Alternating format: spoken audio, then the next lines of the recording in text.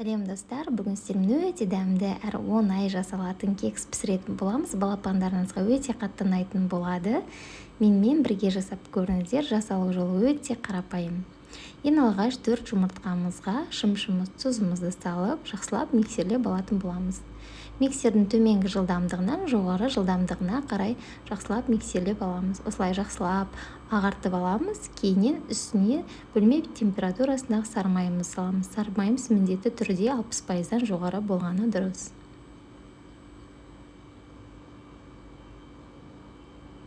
Және де бізге керек болады осындай бір банка вареная сгущенка. Менде 3 желанянка. Осыны 2 бөлікке бөліп жақсылап миксерлеп аламыз. Барлығын бірге салмаймыз. 2-3 минуттай миксерлеп, кейін қалған бөлігін салатын боламыз. Ұнымызды еліктен өткізіп, үстіне 1 қасық қопсытқышымызды қосып дайындап аламыз. Кейін дайын болған массамызға осылай біртіндеп жоғарыдан төмен қарай сала отыра араластырып салып аламыз.